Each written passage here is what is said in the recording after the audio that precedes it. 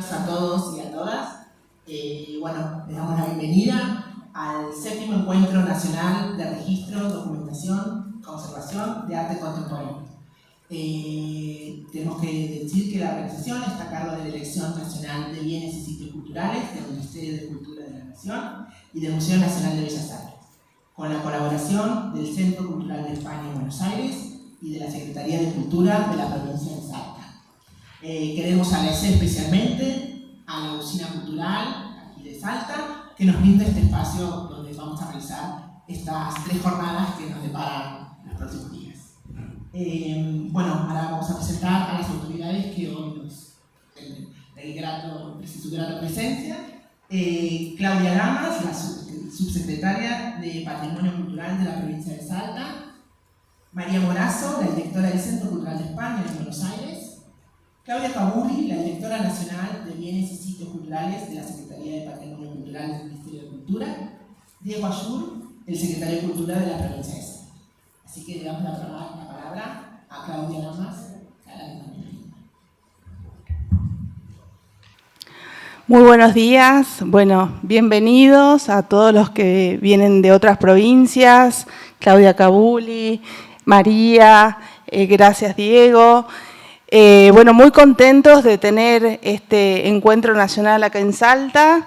Ayer hablábamos de la importancia de que este encuentro se diera cada año en distintas provincias, lo que genera una mayor apertura, una mayor integración y también la importancia que es para nosotros y para todos nuestros equipos contar con la presencia de la gente que viene a disertar y también poder mostrarles acá en Salta el trabajo que se viene haciendo desde la conservación, desde la restauración. Nos parece importante este encuentro para poder dialogar, compartir experiencias.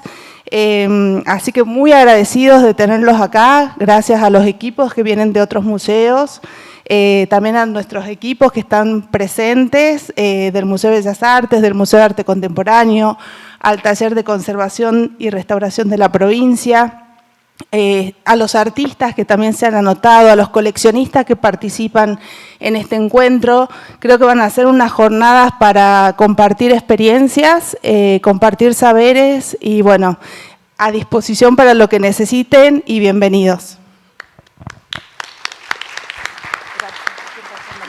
A continuación, María Morazo, directora del Centro Cultural de España de Buenos Aires. Hola, buenos días a todos y a todas. Agradecer la presencia de todos en este 7º Encuentro Nacional sobre Registro, Documentación y Conservación de Arte Contemporáneo. Agradecer al secretario de Cultura de Salta, a Diego Ayur, a Claudia Lamas por estar acogiendo este encuentro y, por supuesto, a Claudia Cabuli de la Dirección Nacional de Bienes Culturales del Ministerio de Nación, que es quien propuso que se celebrase este encuentro aquí en Salta, buscando un poco, como dijo Claudia, la federalización y el ir encontrándonos en los territorios.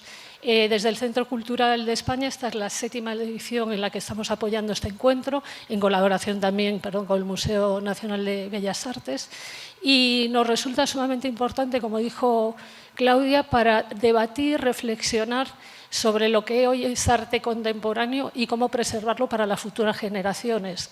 Cómo hacer para que todo ese arte, que a veces es tan efímero, que ayer hablamos de él, que muchas veces es difícil de catalogar, conservar, haya vías para poder hacerlo y, de hecho, de ahí la importancia de estos encuentros, de la reflexión, del debate que se puede hacer en torno a ello. Nosotros estamos apoyando este año con la presencia de 2 especialistas españoles, Lino García, hispano-cubano, que va a dar una conferencia sobre fallas y no fallas, creo que en la conservación, y de Concepción Sáenz García, que está recién llegada hoy a Jujuy, que va a hablar sobre sobre inteligencia artificial y derechos de autor. Creo que es un tema que hoy en día está en boga y que nos compete, nos concierne y nos interesa a todos. No quiero extenderme mucho más y agradecer de nuevo el habernos invitado a que estemos hoy aquí presentes y compartiendo con todos vosotros esta inauguración del encuentro. Muchísimas gracias. Ahora nos dirigirá unas palabras Claudia Cabuli, la directora nacional de Bienes y Sitios Culturales de la Secretaría de Patrimonio Cultural del Ministerio de Cultura de la Nación. Bueno, buenos días. Como todos los años, desde hace 7 años, es un gran placer y gusto, ¿no?, estar aquí con esta audiencia que nos acompaña. Muchos rostros que son fieles de hace 7 años que nos están acompañando en esta iniciativa que nació como parte de un programa de conservación y registro de expresiones de arte contemporáneo que tiene otras aristas el programa, pero la verdad que en un país como el nuestro, ¿no?, con tantos cambios y con las cuestiones, ¿no?, de fundacionales que a veces tienen algunas gestiones de gobiernos, mantener un encuentro durante 7 años atravesado por 2 gestiones de 2 partidos políticos diferentes habla por sí solo de la calidad y la necesidad de mantener esta actividad. Y junto con esta actividad de 7 años, no puedo dejar de mencionar el acompañamiento, apoyo permanente desde el primer momento de la Embajada de España en Argentina, del Centro Cultural de España en Buenos Aires, del programa Cerca ESIT, que de hace 7 años nos viene acompañando con la presencia de destacados especialistas en todos los encuentros. De la misma manera que la asociación con el Museo Nacional de Bellas Artes, que fue natural. Voy a comentar algo, voy a hacer una infidencia, aprovechando que Soledad Tobey está como maestra de ceremonias. Ustedes saben que el primer encuentro fue en realidad fue en el año 2017, que no era el actual encuentro.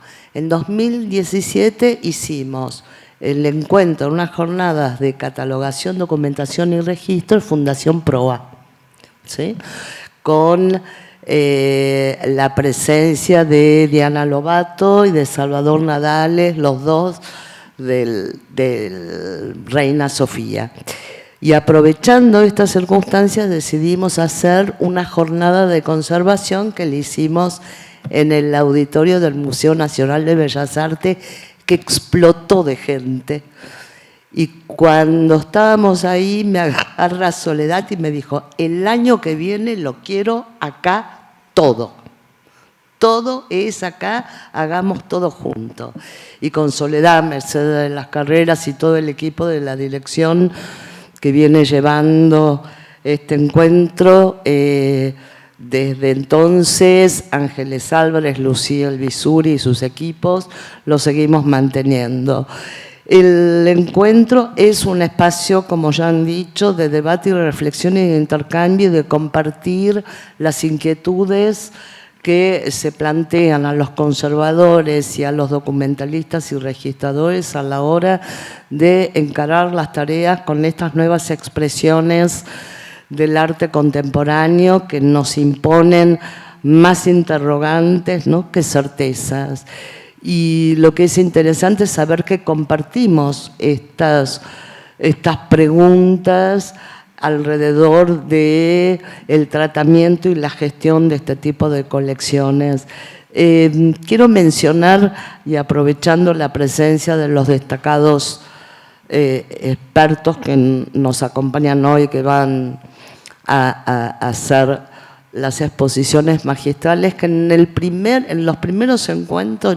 encuentro tratamos los 2 temas que constituyen parte del eje de este encuentro. El tema de derechos de autor estuvo presente en el primer encuentro y el tema de las nuevas tecnologías, todavía no hablábamos de inteligencia artificial, estaba asomando. Pero además tuvimos la posibilidad a lo largo de estos 7 años de contar con mesas extraordinarias, como la experiencia de encontrar un gran artista como Luis Felipe Yuyo Noé, en diálogo con su curadora y en diálogo con un transportista para conocer los desafíos que tienen el tema. O tener una mesa con dos grandes coleccionistas argentinos como Amalita Amoedo y Gustavo Brusoni, y su curador. También nos llevó adelante otros interrogantes que fueron abriendo nuevos trabajos para los encuentros siguientes. No quiero olvidarme, antes de cerrar, de nombrar la encuesta de arte contemporáneo que se hizo en la primera experiencia en Argentina, encuesta que sirvió de base a un programa que el ICROM asumió para toda la región, conocer el estado de las colecciones de arte contemporáneo en la región. Y dejo para el final un especial agradecimiento a Salta. Nos une con Diego muchos años en distintas... creo que hemos pasado toda nuestra carrera desde distintos cargos y siempre intercambiando y siempre colaborando y trabajando entre nosotros. Y como siempre, cada vez que llamo a Diego para proponer algo, Diego me dice meta nomás. Así que muchísimas gracias a todos ustedes, muchísimas gracias María por el apoyo siempre de España. Muchísimas gracias Claudia y Diego por recibirnos en Salta la Linda. Muchas gracias. Ahora nos dirigirán las palabras el secretario de Cultura de la provincia de Salta, Diego Ayur. Bueno, muy buenos días. Estamos entre amigas, amigos, así que eso siempre es bueno porque nos exime de mucha formalidad. Sin embargo, quiero agradecer, María, el apoyo de la Embajada de España, el Centro Cultural. Como bien dijo Claudia, es fundamental ese apoyo para la continuidad de programas o eventos como este encuentro en su séptima realización. Agradecer al equipo de Patrimonio Cultural, Claudia, a vos, a todo el equipo, un equipo hermoso, grande, y sobre todo a mi amiga Claudia Cabouli, que éramos jóvenes, podemos decir. Nos conocemos hace muchos años y quiero reconocer a Claudia, a su equipo, porque como ella decía, en el caso del encuentro, pero también para lo que es tráfico ilícito, temas que tienen que ver con conservación efectiva, con la constitución de talleres, con inversiones de nación en las provincias. Claudia Cabouli es de esas personas que, a pesar de los cambios políticos, está ahí para demostrar que eso que llamamos federalismo a veces depende no tanto de decisiones superiores como de actitudes de vida. Claudia, desde la década del 80, es una persona comprometida con su país, no con Salta. Es amiga de Salta, pero con Salta, Jujuy, el sur, el centro.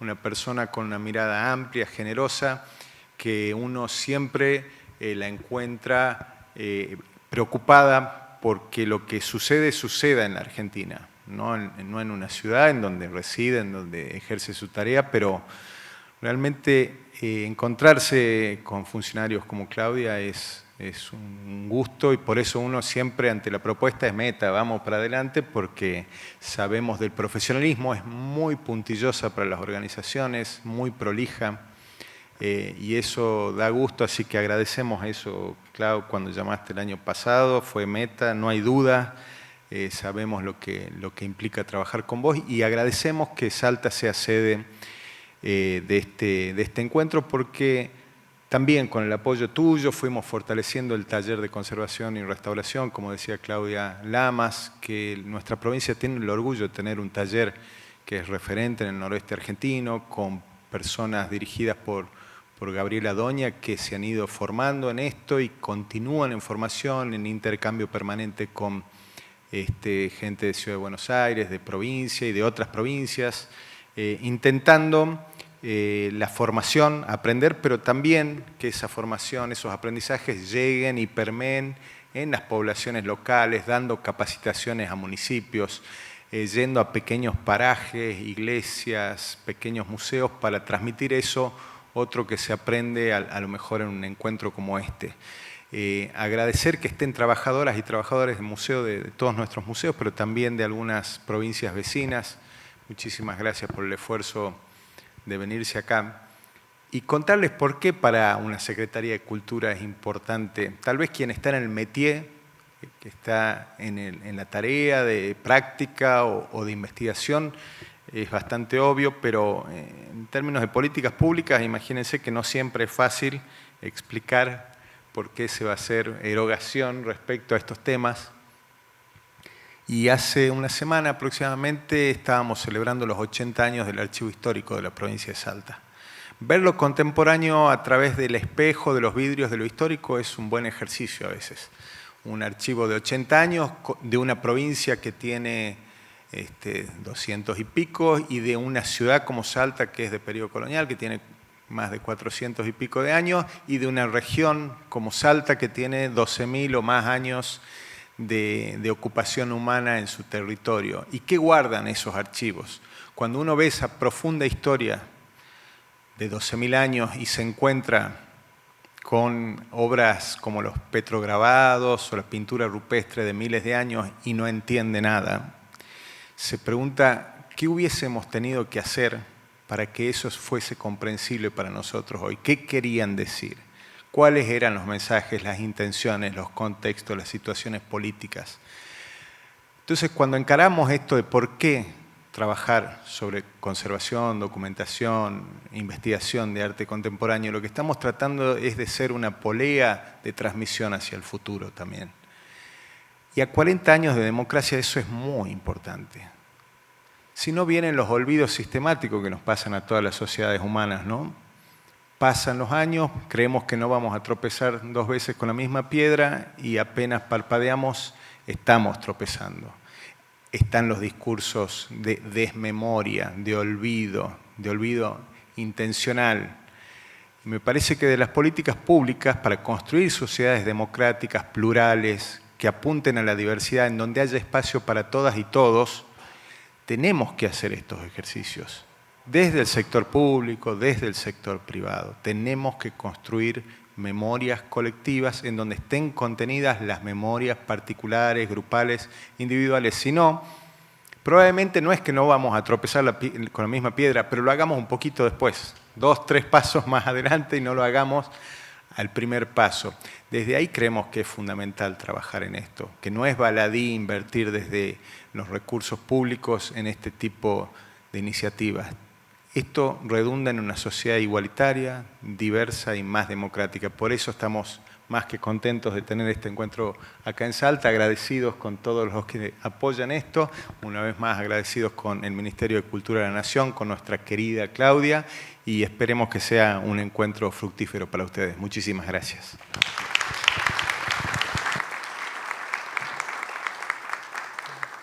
Muchas gracias a todos y a todas. Ahora vamos a iniciar el primer panel. Muchas gracias, Soledad. Y tenemos el gusto, el honor de presentarles al doctor Alejo Barrenechea, que es abogado por la Universidad de Buenos Aires, especialista en propiedad intelectual y agente de la propiedad industrial.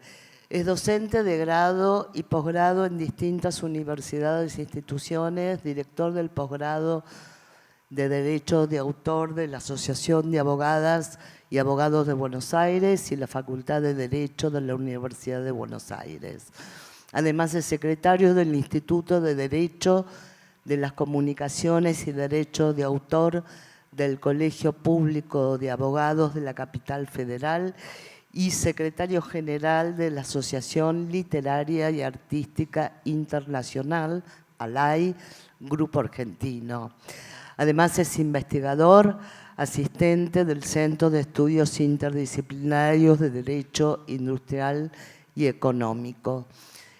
Como bien señaló Soledad, luego de la conferencia del doctor Barrenechea vamos a tener un espacio para preguntas que por favor les pedimos que las alcancen de manera escrita. Los dejo con el doctor Barrenechea. Muchas gracias.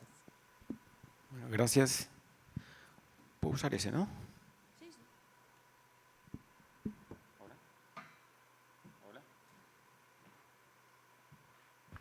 Hola, estamos.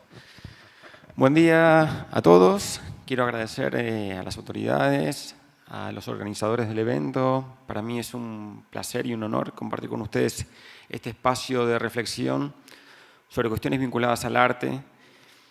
Yo he tenido la suerte de compartir algunos espacios desde ayer con algunos colegas y se han generado un montón de dudas y de reflexiones y de planteos que me resultan como muy interesantes, muy curiosas.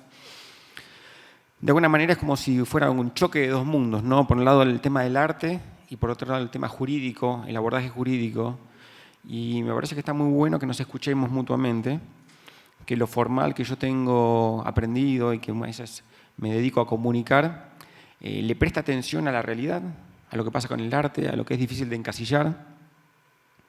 Y en ese sentido voy a hacer una presentación sobre los aspectos centrales que tiene el derecho de autor, desde una óptica de las artes visuales, desde una óptica bañada por las nuevas tecnologías, pero los voy a invitar a que esto sea un espacio de cuestionamiento, de análisis crítico. O sea, yo no vengo a bajar ninguna verdad revelada, sino que vengo a pensar con ustedes cómo lo que nosotros entendemos jurídicamente que es el derecho de autor, que es el derecho de los creadores, se ejecuta o se implementa en la práctica. Tengo una presentación con algunos casos reales que me parece que pueden servir como una forma de abordar las cuestiones que voy a ir señalando. Lo primero que decimos, hablamos de, como introducción, que el derecho de autor es una de las ramas de la propiedad intelectual. A veces se suele asociar como sinónimo derecho de autor con propiedad intelectual, porque la ley de derecho de autor, la 11.723, se conoce como de propiedad intelectual, pero en realidad la propiedad intelectual es algo mucho más amplio porque cubre también lo que denominamos derecho industrial, patentes, marcas, variedades vegetales, etc. Lo que tiene de característico la propiedad intelectual es que se refiere a bienes inmateriales, a bienes intangibles. Esta intangibilidad obliga a una sensibilidad especial para ejercer la actividad, para protegerla, para custodiarla, para documentarla, para trabajarla de manera profesional, cuidando algo que está en el aire y que es muy fácil de apropiarse, etc. Que sea inmaterial no significa que no tenga una importancia económica fundamental. Si ustedes revisan los activos más importantes de las empresas en la actualidad, se apoyan en bienes inmateriales, en bienes intangibles.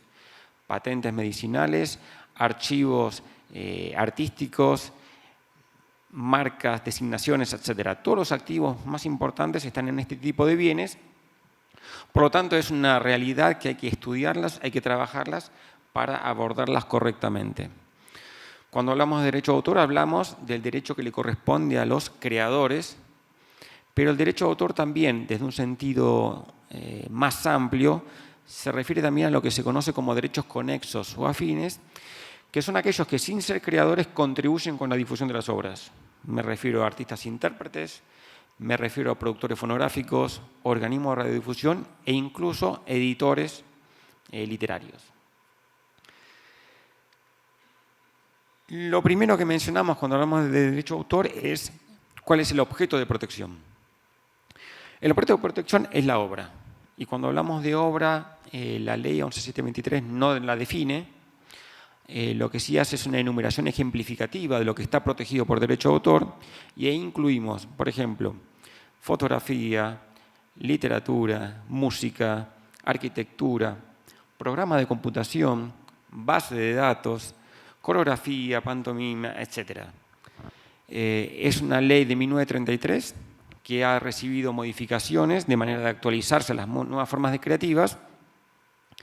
Y me resulta importante señalar que por más que, por ejemplo, se hable de obra cinematográfica, que era lo que existía en 1933, hoy deberíamos entender que también cubre otras formas o manifestaciones de arte audiovisual, videoclips, instalaciones, intervenciones, arte efímero, etc. Es decir, la enumeración del artículo primero es un ejemplo, es enunciativa, no es taxativa, por lo tanto hay otras formas de protección que no están expresamente mencionadas. Hoy me preguntaban, ¿qué tal estamos con la ley argentina? Y yo decía, estamos bastante bien. Es una ley muy vieja, pero que ha resistido, o mejor dicho, ha acompañado correctamente los cambios tecnológicos y ya vamos a ver por qué digo esto. ¿Cuál es el único requisito para que la obra esté protegida? La originalidad. Y cuando hablamos de originalidad no estamos hablando de novedad, estamos hablando de individualidad, que tenga la impronta del creador. Se suele decir que nadie crea de la nada, que todo el mundo crea a partir de un acervo cultural previo, preexistente. Por lo tanto, si yo les pido a ustedes que dibujen una casa, seguramente las casas van a ser bastante parecidas, pero no van a dejar de ser originales, porque va a ser la casa que cada uno haya ilustrado. De todos modos, tiene que haber algo de novedad, porque recuerden que el derecho de autor se sustenta sobre el reconocimiento de derechos exclusivos. Derechos exclusivos en el sentido de impedir que otros usen todo o parte de esa obra. El derecho de autor lo que busca es estimular la actividad creativa a partir de este reconocimiento de derechos. Por eso, uno de los principios fundamentales del derecho de autor es que no protege ideas. Y vamos a empezar a generar polémica. Lo que el derecho de autor protege son obras, es la forma personal en la que el autor materializa una idea. Si yo reconociera u otorgara derechos exclusivos a un autor sobre la idea de una novela de un héroe de guerra, no estaría estimulando la actividad creativa, sino todo lo contrario, estaría frenando la posibilidad de que otras personas creen un texto basado en esa idea. Entonces, lo que el derecho de autor lo protege es la forma personal en que esa idea se materializa. Y para el derecho de autor no es importante ni el método, ni la extensión, ni el mérito de la obra. El derecho de autor se mantiene ajeno a esas cuestiones.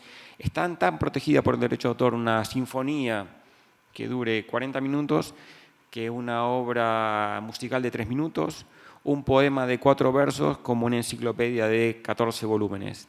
Es decir, los métodos, los procedimientos, la forma de pintar de Van Gogh, la forma de escribir de Saramago o la forma de filmar de Tarantino no están protegidas por el derecho de autor. Cualquiera puede utilizar esos métodos, esos sistemas creativos sin que esto importe una infracción a los derechos de autor. El soporte. Respecto al soporte, distinguimos el soporte físico de la obra. Si yo compro un lienzo, voy a ser dueño de la tela, pero no de la obra, y cuando hablo de la obra hablo de los derechos que esa obra tiene incluidos. Si yo adquiero un ejemplar físico de un libro, soy dueño del ejemplar, pero no de la obra en su totalidad. Y esta es una particularidad que está ligada a esta inmaterialidad de las obras. Si yo compro un automóvil, con ese auto puedo hacer lo que quiera, lo puedo pintar, lo puedo destruir, lo puedo alterar, lo puedo usar, no lo puedo usar. En cambio, una obra pictórica, cinematográfica, audiovisual o musical tiene un régimen especial que obliga a distinguir el cuerpo físico de lo que está más atrás y de lo que es inmaterial. Este tema del objeto de protección era un tema menor. Acá tengo algunos ejemplos de lo que yo considero una idea. Esto de intervenir objetos, corazones, osos, inodoros, y que cada artista le sume su arte, es simplemente una idea. Nadie tiene derechos exclusivos sobre esto, nadie puede impedir que otros hagan lo mismo. Colorear las aguas del río, hacer un tipo de instalación, etc. El derecho de autor, insisto, lo que busca es estimular la actividad creativa. Otro ejemplo, la crucifixión de Cristo, es una obra pictórica de un autor determinado y tenemos un montón de obras similares. Es decir, nadie puede impedir que un hecho histórico o religioso sea abordado por un artista. Y nadie podrá decir, ah, pero yo lo pinté con los ladrones al costado. Ah, no, pero yo utilicé esta perspectiva. Ah, no, yo utilicé esta paleta cromática en particular. No es así. El derecho de autor permite que los hechos históricos, por ejemplo, escribir sobre la Revolución de Mayo o sobre las batallas en las que participó Güemes, no hay derecho exclusivo. Incluso en casos muy específicos, por ejemplo, en los mapas geográficos, no hay una exclusividad. Y ustedes miran, pero la geografía es una sola. Sí, es una sola, pero la forma de mostrar los hitos que yo quiero delimitar o quiero marcar, o la forma que yo quiero representar esa realidad geográfica, es lo que está protegido por el derecho de autor. Y si no hay un mínimo de originalidad, de impronta personal o de novedad, voy a estar sin protección sobre el tema. Caso concreto, real. Me consultan, en un museo tienen un sistema para enseñar arte a los niños. En esta diapositiva está simplificado. Yo no soy experto en arte, yo soy abogado, nadie es perfecto. Entonces, se eligen 10 movimientos artísticos y se eligen 10 obras. Acá utilicé 5. Obviamente estos movimientos artísticos no son novedosos, no son originales. Ustedes miran, son novedad. Los artistas elegidos para representar cada movimiento artístico también son novedad. Y me dicen, están haciendo lo mismo en otro museo. Quiero impedir, quiero reclamar mi derecho de autor, me están copiando estos plagios. Y entonces yo hago la pregunta, ¿se puede o no se puede? ¿Puede otro museo enseñar arte a partir de 10 obras que siguen movimiento artístico, donde se cambia la forma de representar, la forma de pintar, la temática? ¿Hay un derecho exclusivo? La respuesta correcta creo que sería depende. Depende. Si van a usar los mismos 10 movimientos artísticos, yo te voy a decir, mira, son los obvios, nadie va a inventar un movimiento artístico, ahí no tenés una originalidad, una individualidad que merezca protección. La elección de los artistas puede ser. Entonces me dicen, bueno, ¿qué pasa si yo cambio los artistas? No cambio las obras de los artistas. Sigue siendo Da Vinci, sigue siendo Rembrandt, sigue siendo Van Gogh. Entonces ya diré, bueno, mirá, están usando el mismo sistema, pero cambiaron. El cambio es menor, sí, estamos en una tonalidad gris. ¿Qué pasa entonces si me cambian el artista? Para hablar de cubismo, en vez de hablar de Picasso, hablamos de Petoruti. Para hablar de surrealismo, hablamos en vez de Magritte, hablamos de Dalí. Entonces, me voy apartando de la idea y le doy mi impronta personal. La sensibilidad para detectar la diferencia entre idea y obra es lo que muchas veces se dificulta. Y mucho más en relación al arte contemporáneo y mucho más en el actual contexto tecnológico. ¿Se comprendió esto? Bien. Primer punto, ¿no? Ahora vamos al segundo punto. Ligado al concepto de obra está el concepto de autoría. La ley de derecho de autor en la Argentina no define qué es obra, tampoco define qué es autor. En general, la ley expresamente en el artículo 4 dice quiénes son titulares de derechos. Y esta es una primera distinción muy importante. No es lo mismo autor que titular de derechos. Claramente hay una titularidad originaria de derechos en cabeza del creador. No está Concepción presente, pero es interesante lo que dice la legislación española. La legislación española dice que el autor es la persona natural, la persona física, una persona de carne y hueso. Nuestra ley no lo dice. Y ya vamos a ver cómo esto impacta en lo que tiene que ver con inteligencia artificial. Tradicionalmente era una obviedad, o sea, se ponía o no se ponía, era como lo mismo. O sea, la ley de 1933 no tenía que decir que el autor es una persona natural, obviamente. Sí decía que podía haber una titularidad derivada en cabeza de personas jurídicas, de empresas. Y la titularidad derivada puede ser de dos tipos. Por un lado, la de un heredero. El heredero de un autor se transforma en titular de algunos derechos. María Kodama, a la muerte de Borges, se transforma en heredera, en titular de derechos de explotación de esa obra, por lo tanto ella los puede ejercer con el mismo alcance que los tenía Borges. muere María Kodama, esos derechos, esa titularidad de derechos pasa a los herederos de María Kodama. Hay una titularidad derivada. La otra forma de titularidad derivada es la que surge de los contratos, por acto entre vivos. Cuando yo, por ejemplo, autorizo un uso. Si Borges celebra un contrato de edición literaria con una editorial X, la editorial va a adquirir titularidad de derechos y los va a poder ejercer con el alcance que se han establecido en ese contrato. Es decir, y acá va algo que también es importante, que tiene que ver con una diapositiva que voy a mostrar más adelante, y es que es muy importante el tema de los contratos y el alcance de las cesiones, de las autorizaciones de uso, de las licencias. Porque hay un principio muy importante en la materia, desde nuestra concepción jurídica latina, para diferenciarla de la concepción anglosajona del copyright, que dice que todos los derechos no cedidos expresamente, el autor los conserva. ¿Sí? Por lo tanto, si yo voy a hacer un contrato de licencia, autorización de uso, tengo que ser muy claro en cuanto al contenido de esa cesión para no dejar lugar a cuestionamientos o a interpretaciones. Esto es algo que lo veníamos manejando razonablemente bien. Si yo celebro un acuerdo de coproducción con España, no tengo demasiada dificultad. Si lo hago con Uruguay, si lo hago con Portugal, si lo hago con Francia, no tengo demasiada dificultad. Hoy, que han irrumpido en el mercado de producción de contenidos las plataformas norteamericanas, esto ha cambiado. La lógica del copyright, que marca que el que paga es el dueño, que la obra es un contenido, un producto que se puede explotar con determinado alcance, nos obliga a tener un cuidado especial con estos contratos. Yo en un contrato, de nuevo, de una coproducción con España, puedo aceptar que en caso de conflicto la legislación aplicable, la ley que vamos a utilizar para interpretar el contenido del contrato sea la española. Y que los jueces que van a resolver el conflicto sean los españoles. No me preocupa. Manejamos los mismos códigos, los mismos principios jurídicos.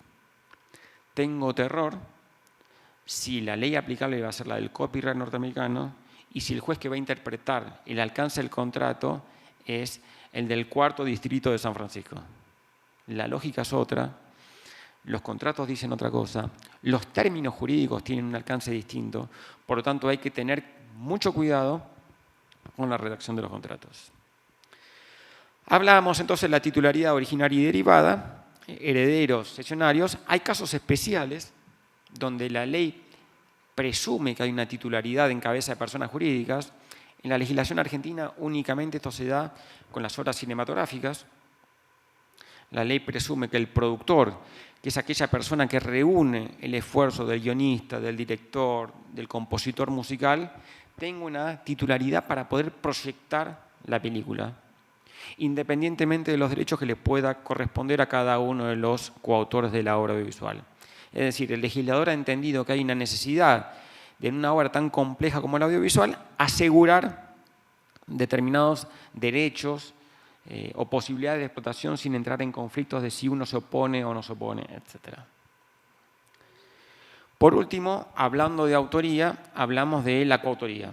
Y simplemente vamos a señalar en este punto que va a haber coautoría cuando dos o más personas crean una obra, en cuyo caso se maneja un régimen particular donde todos tienen que prestar el consentimiento para las utilizaciones. Nuestra ley no dice demasiado, la legislación española dice que uno de los coautores no se puede oponer injustificadamente a una explotación o a una divulgación, por lo menos como había sido divulgada originalmente. Pero lo cierto es que tenemos un socio y tenemos que ponernos de acuerdo para la publicación. Si yo pensara en abstracto un conflicto, supongamos que somos coautores de una obra literaria y viene un productor que quiere hacer una adaptación teatral. Y uno dice sí y otro dice no. Entonces, la norma indica que, bueno, si editamos la obra, que la obra se tiene que reeditar, que no tenemos que dejar que se agote, que se pierda, y ahí yo puedo forzar la voluntad de mi coautor. Pero ¿puedo forzarlo a que acepte la adaptación en versión libre de su obra y que se cree una obra teatral, que se cree una obra audiovisual? Dejo planteada la pregunta, no tengo respuesta para todo. la coautoría. Ustedes recordarán el caso de Catalán. Es un caso resuelto en Francia, que es un país que sigue la misma tradición jurídica que nosotros. De hecho, nosotros la tomamos de Francia a partir de las leyes dictadas por los revolucionarios franceses en 1791-1793. ¿Qué es lo que sucedió en este caso? Esto es arte conceptual, corríjame si me equivoco. Hay una persona que es Catalán, que es la que idea la obra, y hay un ejecutante, que es el que la realiza materialmente. La persona, creo que es un italiano, el que la materializó, reclamó la autoría de las obras. Reclamó judicialmente la autoría de las obras. Del otro lado se dijo que en realidad la obra había sido creada por indicaciones brindadas por el autor, el dueño de la idea, y ahí doy marcha atrás. Recuerden que para el derecho de autor la idea es poco menos que nada. Empiezo a generar polémica. Es poco menos que nada. Esto de sobre una idea de Adrián no sé cuánto es puro cartel, no atribuye derechos. Lo cierto es que más allá de mi postura tradicional, casi de dinosaurio, yo sostengo que el autor es el que materializa, no el que da la indicación. Voy a dar un ejemplo quizás un poco burdo o del extremo. Si yo le pido a un artista plástico que pinte un mural y le digo quiero que reflejes una asamblea legislativa donde hay un texto, están votándolo, hay gente en las tribunas, quiero que la tonalidad o el estilo sea tipo una obra del barroco, etcétera, y quiero esta tonalidad y quiero que haya una puerta donde asome una luz, donde se note que hay una iluminación. Para mí, yo no soy autor de la obra. Para mí, el autor de la obra es el que la hace. Ustedes me dirán que esto no es tan así, que hay enorme cantidad de casos en la historia del arte donde el que la hace es el aprendiz, el colaborador del taller. Yo diré que eso es algo que hemos aceptado porque nos convenía que la firma sea de Rubens y no del ayudante, pero que en rigor de verdad, más allá de algunos casos excepcionales, yo no me transformo en autor por darle indicación.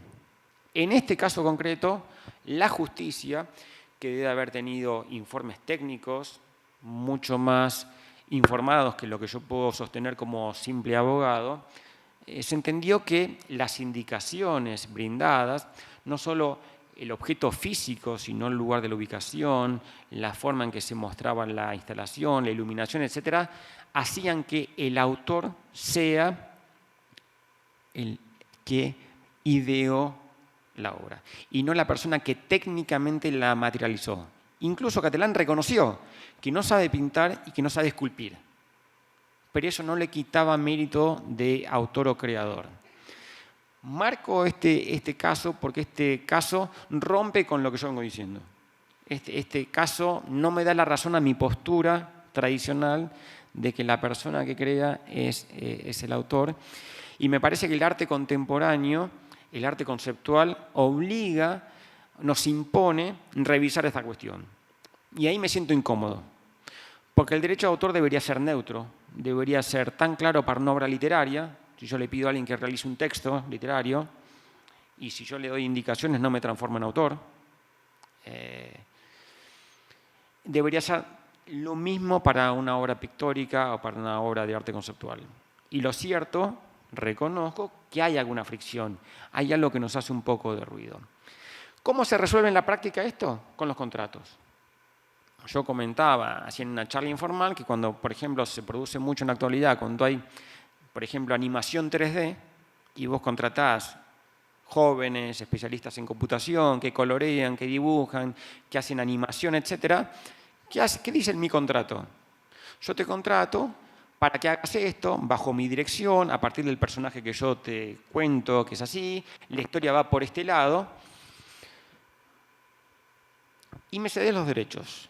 Ya sea que tu aporte sea de carácter artístico o técnico, no tengo la capacidad para distinguirlo, me lo cedes. Y te lo pago. No hablo de una cesión No hablo de un aprovechamiento, hablo de que yo te encargo algo, te lo pago y me transformo en titular. Pero soy el titular, no el autor, necesariamente. ¿Sí? Otro ejemplo. El autor de esta obra la diseña y yo no estoy pidiendo que se cuelgue de un andamio y se ponga a soldar placas de aluminio o de acero. Pero son casos diferentes. Quizás estoy equivocado. Lo dejo para las preguntas. Me parece que es distinto escribir un texto literario que soldar piezas en un andamio a tanta altura. Me parece que es distinto hacer una escultura de un papa que este ejemplo. Y quiero volver a la foto inicial. Perdón. Esta técnica del puntillismo dio un caso judicial en la Argentina. Olivia de Macadam era una artista plástica, es una artista plástica de la Argentina que diseñaba este tipo de obras y había una persona en su taller que hacía los puntitos. La persona reclama por coautoría, dice, no, los puntitos los hice yo. En ese juicio se demostró que el color, el diseño previo, todo había sido diseñado por la autora. De hecho, estas ilustraciones acompañaban un texto de otro autor. La persona que había hecho los puntitos no conocía ese texto, por lo tanto no sabía cuál era el vínculo que tenía la imagen con la obra literaria que existía. Por lo tanto, la justicia entendió que era una tarea meramente técnica, no artística, no creativa, y por lo tanto no había coautoría. Jurídicamente se dijo que el derecho de autor protege la personalidad del autor, no la personalidad de otro. Y lo que ella estaba ejecutando era la personalidad de otro. ¿Sí? Volvamos al caso de Catalán. ¿El escultor está ejecutando la personalidad de Catalán? En ese caso, si aplicáramos el mismo antecedente argentino de hace unos años o el precedente francés, diríamos que el autor es Catalán. Obviamente, este caso además estuvo salpicado, influenciado por el impacto que podría generar en el mercado del arte universal, ¿no? No era una decisión tan transparente. Digo, decir que el autor que la esculpió en los hechos era el autor hubiera sido un cimbronazo para la historia del arte y quizás eso también influyó en la decisión de los jueces. Obra y autoría, dos temas menores, si se quiere. Voy a mencionar el tema de la inteligencia artificial muy por arriba porque tenemos a la tarde una jornada específica sobre el tema. Inteligencia artificial plantea un montón de problemas. Primero, lo que resulta a partir de la aplicación o de la utilización de un programa que utilice inteligencia artificial, ¿es obra o no es obra? Prefiero hablar de contenido. Será un tema formal, será un tema terminológico, pero yo sigo asociando la obra al sudor de la frente, al espíritu, a las vivencias personales, a este tema de la personalidad del autor. Por lo tanto, hay, de nuevo, la otra cara de la moneda, que es la obra o la titularidad de derechos. Quizás no hay obra y hay contenido, quizás no hay autor, pero hay titular de los derechos. Obviamente, los sistemas de inteligencia artificial no son todos iguales, depende la carga que uno haga, hasta dónde la carga que yo doy o las correcciones que yo después termino aplicando son determinantes para el resultado final. Uno de los temas relevantes en este caso concreto que está ahí con esta imagen fue resuelto en febrero de este año por la Oficina de Copyright en Estados Unidos. Este es un cómic donde la autora hace los textos y a través de inteligencia artificial se hacen las imágenes. En el expediente administrativo obtiene el registro, derecho de autor, copyright en Estados Unidos, se entera porque ella anda promocionando en redes que utilizó un programa, le dice, vení, dame explicaciones, ella da las explicaciones y en poquito tiempo, curiosamente, sale la resolución. ¿Qué es la resolución? Que en la medida que vos no podías prever el resultado, no te transformabas en autor de la obra. Por lo tanto, te voy a reconocer registro y protección por el copyright de lo que creaste vos, no de lo que creó la inteligencia artificial. Que vos le hayas dicho que querías una figura femenina en un entorno distópico, futurista, tipo nave de Star Trek, con un rostro apesadumbrado, no te transforma en autora. ¿Podemos considerar importante lo que dice la Oficina de Copyright norteamericana? Pero lo dijeron, y lo dijeron por escrito. Estamos todos agarrándonos la cabeza, estamos todos discutiendo la implicancia de esto. Del otro lado, un tribunal chino, que no son especialistas en defender del derecho de autor, pasó lo siguiente: una empresa hace un informe, un reporte financiero por inteligencia artificial. Lee estadísticas y saca un reporte de evolución del mercado, etc. Otra empresa toma el reporte y lo publica. La primera empresa reconoce que fue creado por inteligencia artificial y reclama jurídicamente por utilización no autorizada. Y lo ganó. Un tribunal chino dijo que ese contenido generado por inteligencia artificial estaba protegido por el derecho de autor. Dos visiones distintas, todavía hay mucho por resolver. Vamos a ver qué pasa con todo esto y vamos a ver qué nos dice Concepción a la tarde. Ligado a esto, el tema del aprendizaje. ¿Cómo hace la inteligencia artificial para generar esos contenidos? No solamente, al principio nos ocupábamos del resultado y ahora nos empezamos a preocupar por de dónde saca ese resultado. ¿Cómo es que está digitalizando obras o aprovechando obras sin pedir permiso? Ya hay artistas que han planteado demandas judiciales en Estados Unidos para impedir que utilicen su obra para el aprendizaje. Suena un poco fuerte, porque cuando hablamos de aprender, y yo creo que ahí tampoco el uso de los términos es inocente. O sea, esto de prohibir que alguien aprenda, yo creo que es mejor hablar de entrenar, de utilizar. Ahí nos da como menos cosa poner algún freno. Vos estás usando lo mío. Hay otros artistas que dicen, usa lo mío, pero pagame. Y ligado a esto hay un montón de cuestiones vinculadas a la trazabilidad. ¿Cómo hago para saber si esto está apoyado en una obra preexistente? Hay creaciones que son muy claras que están apoyadas en algo, pero hay otras donde no. Y la trazabilidad es difícil porque son ceros y unos, no es que está la imagen de fondo, etc. Por último, las consecuencias. ¿Cuál es la consecuencia de decir que esto no es obra? Que este cómics no es una obra, que no hay derecho de autor. Y eso es un poco fuerte. No hay derecho de autor, cualquiera puede utilizar, cualquiera puede aprovechar, cualquiera puede explotar, hacer dinero con eso, etc. Simplemente planteo y lo dejo para más adelante. Los derechos. El derecho de autor reconoce dos grandes ramas del derecho, derechos morales y derechos patrimoniales.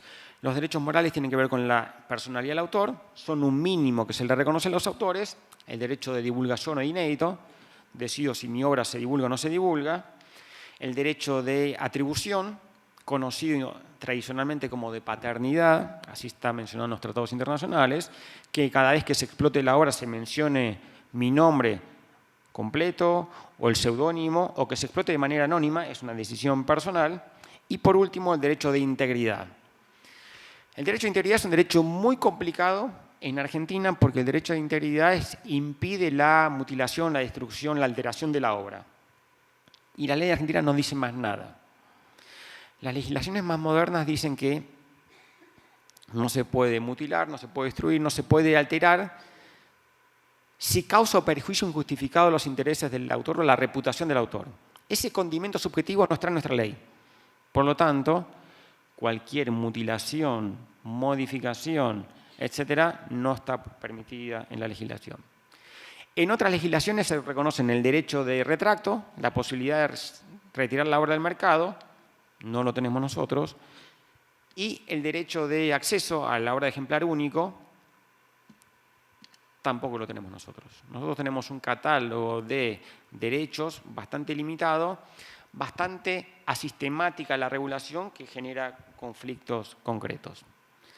Del lado de los derechos patrimoniales, que tienen que ver con la explotación de la obra, tenemos el derecho de reproducción, fijar la obra en un soporte, de distribución, ¿qué hago con ese soporte? Lo vendo, lo presto, lo alquilo, etc. La transformación, y ahí chocamos con la integridad, ahí la teoría hace un poco de ruido. Si yo autorizo a alguien que haga una adaptación en versión libre de mi texto, ¿hay violación del derecho de integridad? hay violación del derecho de transformación. ¿Sí?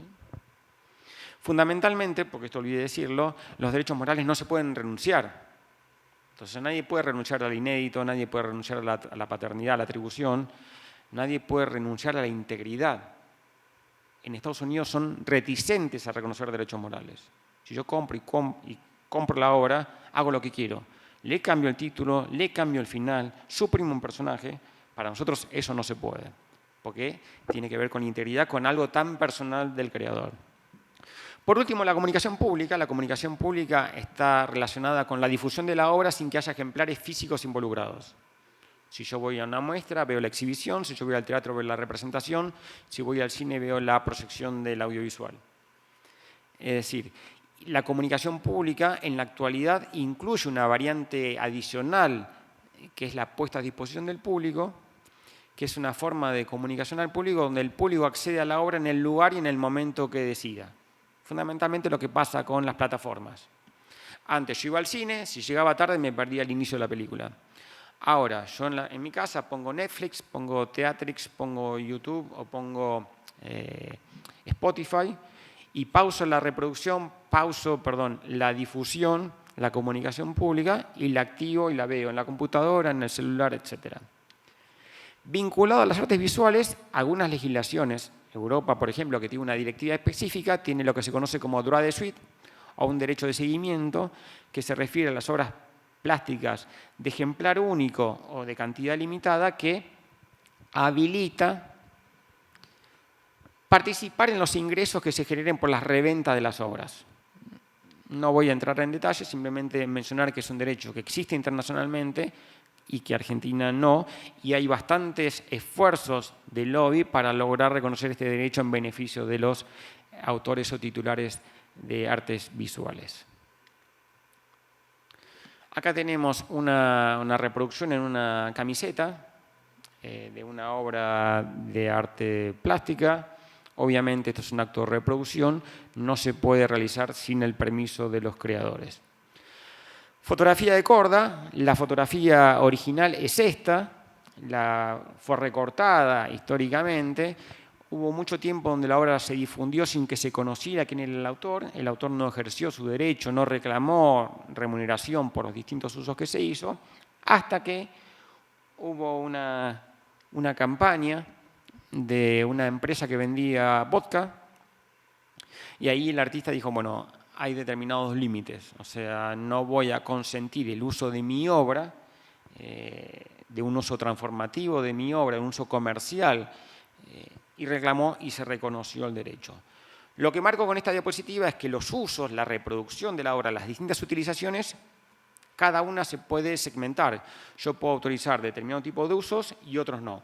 Puedo consentir algunos usos y otros no. Algunos puedo autorizarlos de manera gratuita para el territorio latinoamericano, por una cantidad de años, para otro terreno, para otro idioma, etc. Yo puedo fragmentar las diferentes utilizaciones y en algún momento poner un freno y decir esto no se puede. Años 80, crisis de los mercados en Estados Unidos, se hace esta escultura en la vía pública para mostrar la fortaleza precisamente de los mercados. Tiempo más tarde se crea esta otra escultura de esta artista. ¿Qué fue lo que pasó? ¿Conocen el caso? Esa es la imagen. El toro, que era el bueno de la película, se transformó en el malo de la película porque, de alguna manera, estaba amedrentando a la niña. En Estados Unidos, que no reconocen los derechos morales, a partir de reclamos, lograron que la obra de la niña sin miedo fuera retirada. ¿Qué marco con esto? La complejidad del derecho moral de integridad. Esto de respetar el contexto en el que la obra fue pensada, ideada, instalada, etc., es mucho más amplio que el hecho de no pintarla, de no colorearla, de no mutilarla o de no alterarla. Ligado a los derechos de autor están las excepciones. En España, en Estados Unidos, existe el derecho de parodia, la posibilidad de crear obras que se distingan de la obra original. Durante la pandemia, este artista plástico, fotógrafo francés, tomó imágenes emblemáticas, ampliamente reconocidas, y las reprodujo, las parodió. Marco el tema de la parodia porque en Argentina no tenemos derecho a parodia. O me corrijo, lo tenemos, pero como derecho exclusivo a los autores. Nadie puede parodiar mi obra sin pedirme permiso. Que es lo mismo que decir que no hay parodia. Si yo tengo que pedirle permiso al autor para que me deje reírme, jugar, criticarla, etc., estamos vaciando de contenido el derecho. Esto es un ejercicio, la obra era muy conocida, claramente uno sabía que Vincent Morla no era el autor de la fotografía original, etc. Pero empiezo a tocar cuestiones un poco más sensibles. Conocen la foto de capa, que es una foto vinculada a la Guerra Civil Española, y este Morla la parodia. Esta foto puede generar cierta sensibilidad en determinado país, en España, por ejemplo, y decir, che, la parodia tiene que tener un límite, porque el derecho moral de integridad exige un respeto, o sea, no se puede banalizar la situación, o quizás sí. Quizás el derecho de autor tiene que decir, che, no nos ponemos acá ni en moralistas ni en pacatos, que se haga lo que se quiera hacer, total no, es una libertad de expresión, es un acto creativo, pero guarda con usos que pueden afectar. Pensemos en obras de arte de derecho local, pensemos si a Mafalda la parodiáramos y le pusiéramos un contenido que va reñido con lo que el autor pensaba, entonces le ponemos un pañuelo que diga salvemos las dos vidas. Digo, se puede ser dañino o se puede ser provocador, para decirlo en términos menos fuertes. ¿El derecho de autor lo tiene que tolerar? Posiblemente sí. Pero claramente esta adaptación, esta parodia generó no digo rechazo, pero sí un poco de incomodidad. Ustedes me dirán, el arte se trata de eso, ¿no? De incomodar. La duración de los derechos. Dijimos que tenemos derechos morales y derechos patrimoniales, y los derechos tienen una duración. La duración tiene un plazo general, que en la legislación argentina se establece en la vida del autor más 70 años. Durante ese plazo los derechos patrimoniales se mantienen plenamente vigentes, de modo tal que no puedo ejercerlos sin permiso del autor. Vencido ese plazo, las obras pasan al dominio público, que significa que se pueden utilizar libremente sin tener que pedir permiso. Con la particularidad de que en Argentina tenemos el dominio público pagante, oneroso. Esto que es una rareza internacional, lo tenemos nosotros, está en Uruguay, está en Paraguay pero no se aplica, lo tiene Burkina Faso. Lo han tenido otros países, Italia, creo que México en algún momento, pero esto se ha ido perdiendo.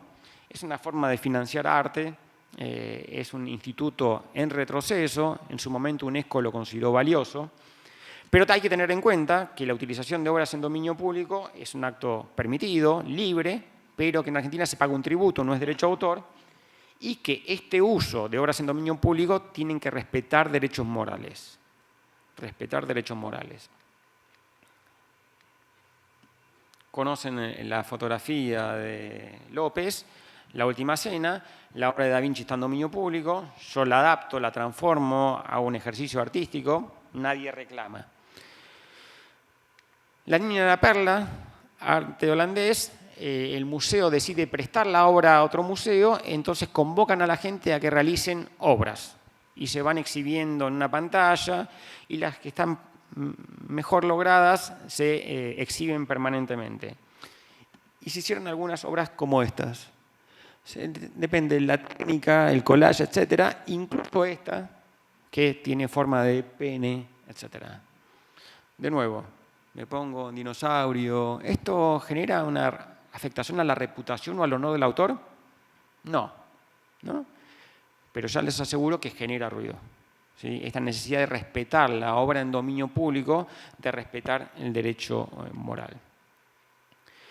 Por último, para ir terminando, tenemos la gestión de los derechos.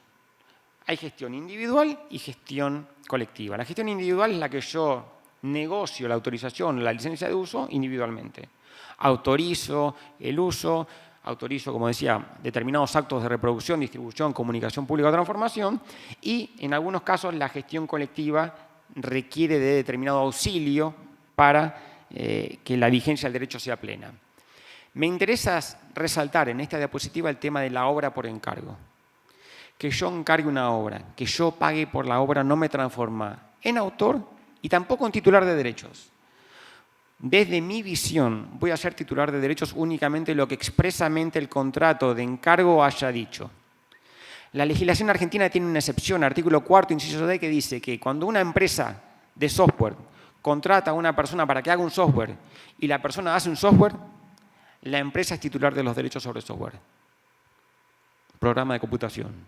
Ni animación 3D, ni guión, ni novela, ni cuadro. La excepción es limitada. Ustedes me dirán, en otras legislaciones, posiblemente en España, en el que paga hay una presunción de titularidad de derechos. En la práctica esto se resuelve por contrato, pero tengamos en cuenta esto de la interpretación restrictiva de los contratos. Acá vemos utilizaciones. Por último, y sí, con esta termino, las infracciones al derecho de autor. Cada vez que yo ejerzo sin permiso la obra en los derechos que le corresponden por ley a un autor o titular de derechos, cometo una infracción. Si yo, en este caso concreto, lo que pasó es que marcha atrás. La legislación argentina permite la vía civil, reparación del daño, daños y perjuicios, indemnización monetaria, o la vía penal. Está tipificado en la ley de derecho de autor que cometer una infracción al derecho de autor tiene como consecuencia pena de prisión, 1 mes a 6 años. En general, los jueces penalistas son reticentes a aplicar este tipo de sanciones, pero tienen que saber que la legislación lo permite. En este caso, en Francia, un estudio compra un archivo audiovisual y decide colorear la película. La película se hizo en blanco y negro en una época que la técnica color ya existía. Y los herederos de Houston demandaron y lograron que un tribunal de casación francés impidiera la divulgación de la obra coloreada porque violaba la integridad de la obra. Y uno puede decir, ¿dónde está el honor o la reputación de Houston si se pasa coloreada con la leyenda avisando que? Lo cierto es que en un sistema francés como el nuestro se logró este tipo de acciones. Plagio absoluto. Plagio absoluto. El plagio no es algo que esté definido técnicamente en la legislación argentina, pero la atribución como propio de la obra creada por un tercero es un acto de infracción al derecho de autor y tiene las consecuencias que dijimos. Este tema de la tradición intrafamiliar, del drama sucesorio, posiblemente venga de Shakespeare, que haya otros antecedentes, pero la forma en que se materializa, las posturas, los personajes, algunas escenas en particular hablan de que no estoy utilizando la idea, sino que estoy utilizando la forma en que se materializó la idea.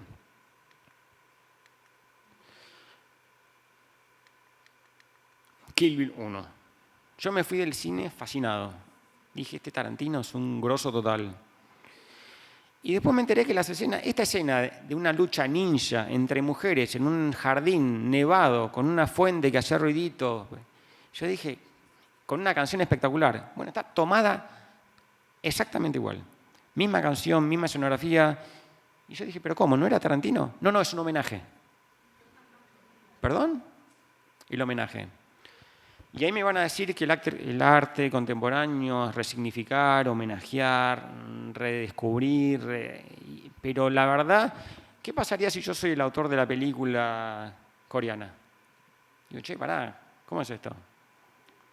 El homenaje no es una excepción en la legislación argentina, ni en la legislación española, ni en la legislación francesa. Se hace, muchas veces no pasa nada. Yo creo que una forma de morigerar el daño o la infracción es reconocer, por lo menos en créditos, que la escena del capítulo 2 está tomado de la película tal, etc. Arte plástico, una fotografía de una autora que es transformada en una pintura por otra autora y con tan mala suerte que gana un premio, un concurso en la provincia de San Juan. Cuando se enteraron de la situación, todo el colectivo de artistas entendía que había un uso no autorizado. No digo plagio, a veces es difícil distinguir el plagio del uso no autorizado.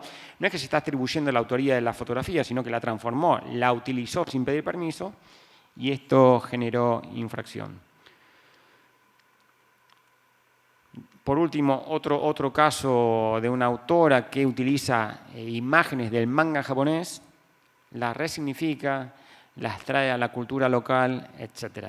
De nuevo, son formas de utilizar obra donde el derecho de autor no se puede poner a dilucidar si el uso estuvo bueno, si quedó bueno el resultado, si me gustó, si no me gustó.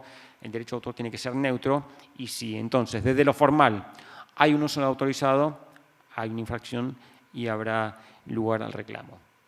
No quiero excederme más, ya me pasé algunos minutos. Quiero dejar la oportunidad a que hagan preguntas y que podamos discutir entre todos si los principios del derecho de autor se pueden aplicar a rajatabla o con algunas particularidades al arte contemporáneo en la actualidad. Gracias.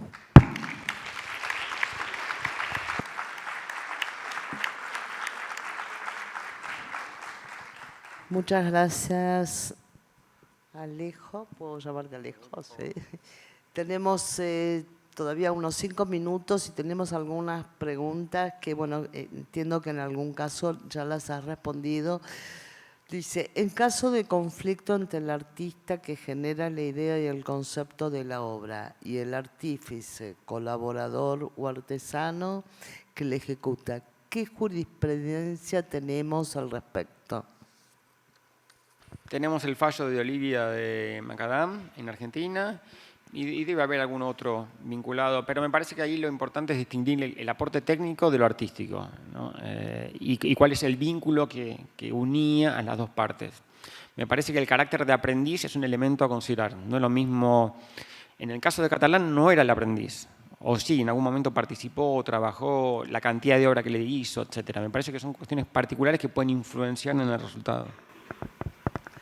Esta es interesante. A ver, pero ya ahí dice... Debe ser difícil. No, para nada.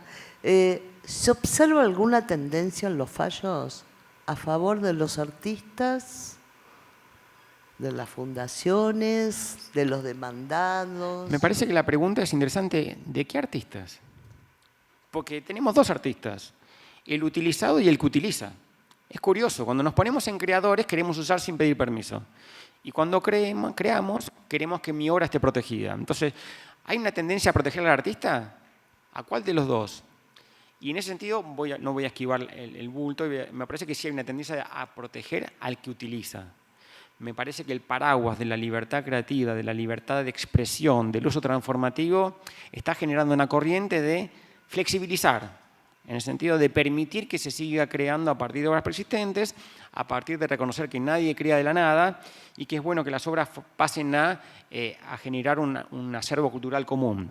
De todos modos, hace poco hubo un caso en Estados Unidos con la Fundación Warhol, donde dijo, pará, esto el uso transformativo, acá usaste sin pedir permiso, para ilustrar algo, para hacer dinero, un uso comercial, esto requirió el permiso correspondiente. Entonces, guarda con el tipo de uso que se haga para terminar dando una respuesta. Por eso yo siempre digo que la respuesta correcta es depende. Dependerá del caso concreto. Tenemos 2 preguntas más. Si soy dueño de una obra y se rompe, se prende fuego u otro riesgo, ¿el artista me puede hacer responsable? Sí. Si hay una negligencia en la conservación, sí. Nosotros tenemos un caso en Argentina, Babeluk contra Iglesia Ortodoxa Rusa. La iglesia contrata al artista para que pinte un mural. 5 años más tarde cambia el clérigo y dicen vamos a pintarla arriba y la pintaron arriba. Le pintaron otra cosa. No se esgrimió como defensa que la obra se estaba cayendo a cachos, que había que reemplazarla, que no se podía restaurar, y fueron condenados por lesionar la integridad de la obra. Entonces, venía escapando al tema de la restauración, de quién la puede hacer, de cómo se tiene que hacer, con participación del artista original, etc. Pero me parece que uno tiene una obligación de conservar. Y me parece un buen momento para decir que el derecho de autor es una rama del derecho, no es todo. O sea, el cuerpo jurídico es más amplio, y la buena fe, la razonabilidad son criterios que también sirven. En Buenos Aires, la casa de Victorio Campo, construida por, ¿cómo se llama el arquitecto famoso? Bustillo. Bustillo, la transformaron en un salón de exposiciones. Para recibir gente tenían que hacer baños. ¿Y qué hicieron? Tiraron un par de paredes y pusieron un baño. ¿Se puede o no se puede? Bueno, la gente tiene que ir al baño. Bueno, resuélvanlo de otra manera. No tiran una pared de una obra protegida por derecho de autor. Calatrava hace un puente en Bilbao. Lindísimo, premiado, lo eligieron, lo construyeron. Y después se dieron cuenta que era un poco incómodo. Tenés que bajar así, son 100 metros de más, vamos a hacer una pasarela acá. No lo vamos a hacer con cualquiera, vamos a contratar un autor japonés, un arquitecto número 1 en el mundo. Y Calatrava dijo, che, mi puente era así, ¿no? ¿Qué le estás agregando? Reclamó judicialmente y ganó. Violación del derecho a integridad. Ahí Calatrava tenía problema con un puente en Venecia que la gente se patina y se cae. Entonces me dicen, che, ¿el derecho a autor es muy fuerte? Sí. Pero ¿qué pasa con la seguridad física de las personas que se caen? Bueno, resuélvanlo. O sea, pero no le van a poner baranda al puente. O sea, y en el peor de los casos, convóquenlo a Calatrava y que Calatrava le diseñe la baranda. Bien. Bueno, tenemos acá 3 preguntas, 2 que más o menos me parece que es lo mismo. Dice, si yo dirijo e indico en su totalidad la producción de una obra para que sea realizada por inteligencia artificial, ¿pierdo mi autoría? Digamos que para mí el autor es el que carga la información y no hay titularidad de derechos del programa que se utilice, guarda, porque si uno lee los términos y condiciones, dice que la plataforma te cede los derechos de explotación, como si fueran de ellos. Eso no lo sabemos, no lo vemos, pero la plataforma dice que es de ellos y que te lo da para que lo explotes libremente. Bien, hay que ver si te lo dan exclusiva, de manera de que ya se está reservando el derecho de aprender. Entonces, me parece que cargar información te transforma en autor. La decisión administrativa de la Oficina de Copyright norteamericano dice que no hay protección por el copyright. Pero, si después hubo participación, edición, ajustes, eso podría justificar otorgar protección. Pero ahí entramos en el detalle. ¿Hasta dónde fue el aporte del autor? ¿Hasta dónde fue automático generado por el programa? Etcétera. Tenemos una última. ¿Hacia dónde cree que van a avanzar las leyes con todo el avance técnico y tecnológico? ¿Qué predicciones o qué tendencias hay en los distintos países? Y si hay diferencia entre Oriente y Occidente. No quiero hacer futurología. Yo creo que es un error decir que la inteligencia artificial es la crisis del derecho de autor. Me parece que es un error patear la cuestión a que la resuelvan los tecnológicos. Me parece que desde una sensibilidad del derecho de autor tenemos que trabajar el tema. Y me parece que una forma es hablar de que hay un contenido que merece protección, hay un contenido que tiene valor y tiene un titular de derechos que habrá que delimitar claramente. Habrá que delimitar cómo se puede aprender, cómo se puede hacer minería de datos, de imágenes para que esto funcione y algún tipo de reserva o de asegurar al consumidor o al público que sepa de dónde viene, cómo se creó, etcétera. Pero me parece que hay que traer a este sistema al derecho de autor y darle espacio que no afecte el derecho de los autores tradicionales, etcétera. Pero tampoco quiero con esto decir que quiero sostener un modelo de creación que no responda a las posibilidades tecnológicas de la actualidad. Y estamos muy atentos a lo que están discutiendo en Europa. En Europa ya tienen una propuesta de regulación de inteligencia artificial sobre lo que se puede y no se puede. Estamos atentos. O sea, y en este tipo de cosas hay una lucha norte-norte. Si siempre en determinados aspectos de la vida hay una lucha norte-sur, países desarrollados contra subdesarrollados, ahora tenemos una lucha norte-norte, me parece, Europa-Estados Unidos. Entonces, lo que dice Europa no es lo mismo que dice Estados Unidos, hay que ver cómo se ponen de acuerdo en función de la titularidad, de dónde están ubicadas estas tecnológicas, etc. Esto no son preguntas. Nos has dejado con un desafío muy, muy fuerte, porque si hay algo sobre lo que la mayoría de los que están presentes están trabajando es precisamente cómo registrar y cómo conservar la idea. Y las obras que producen esa idea son susceptibles de ser reconstruidas, emuladas, etc. Entonces, dijiste muy claro, lo que protege la ley argentina es la obra, es el producto, no la idea. Exacto. Quiero traer otro ejemplo que va en contra de lo que yo dije. Hoy ejemplifico todo en contra de mi posición. La imagen de alguien rompiendo una puerta de un baño para entrar y cometer un asesinato, ya está tomada, ya la hizo alguien. ¿Es original? Sí. ¿Está protegida por derechos? Sí. ¿Podemos impedir que alguien haga lo mismo? No. Una toma de una escalera con gente subiendo, bajando, ya está creada en el cine. ¿Es original? Sí. ¿Está protegida por derechos de autor? Sí. ¿Podemos impedir que alguien haga una toma similar? ¿O una forma de filmar una lucha con cámaras opuestas? Me parece que el derecho de autor no está para eso. Me parece que el derecho de autor está para incentivar la actividad creativa y para poner restricciones donde hay un aprovechamiento que no justifique no aprovecharse del esfuerzo ajeno. Pero el cuchillo en la mano o la señorita bañándose con una cortina en un baño, me parece que son escenas que se van a replicar un montón de veces y no deberían ser tachadas de infracción. Bueno, agradecemos, la verdad que nos deja con más interrogantes ahora para volver a seguir analizando el tema. Te agradecemos muchísimo, Alejo, la disponibilidad y la claridad para exponer el tema. Muchas gracias.